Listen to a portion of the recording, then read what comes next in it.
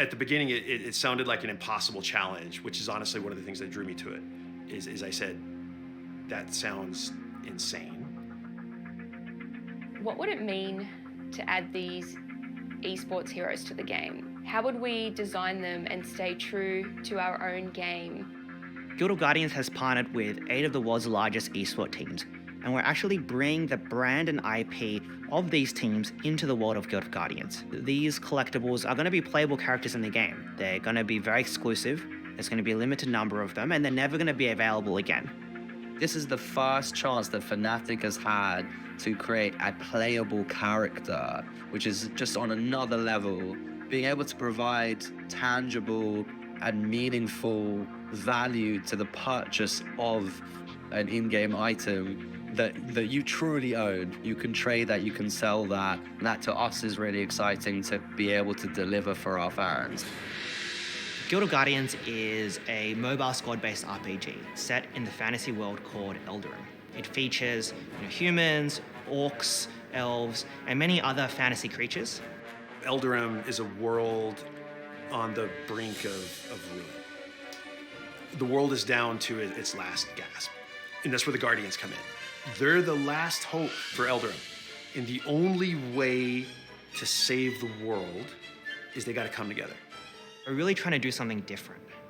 We're trying to create a game that players love, a game that players can play for many years. Not only that, but we're aiming to really give power back to the players and create a game which has a player-driven economy where players actually own items and assets in the game. We didn't just want to have jerseys or cosmetics that players could have and put on their heroes. We wanted something that was a little bit deeper and more integral than that. Because of that, we reached out to all these esports teams and offered them the opportunity to have a Guardian built around their brand identity and their values in the game that players can actually have on their squads to show the support of the team. We have 8 main heroes that will be available soon, which represent each of our esports teams. So we have Stratos from Cloud9, we have Yusta from Ninjas in Pajamas, Abyss from T1, Juno is from Na'Vi, Aurora represents Team Liquid, Albert is from SK, Bronwyn is representing NRG, and Oront is from Fnatic.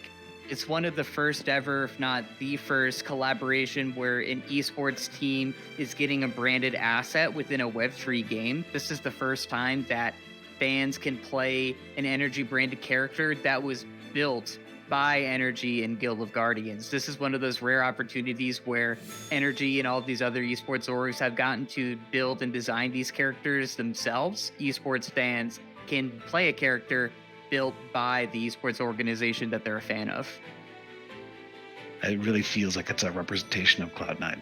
We're building something together for our fans, for our community. So it's about as real as you can have in a partnership.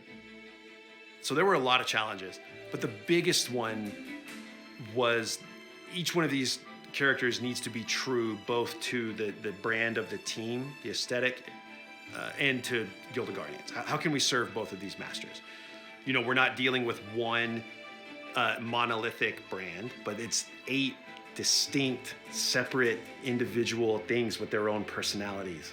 There was a lot of back and forth with the teams to ensure that we were really capturing their identity.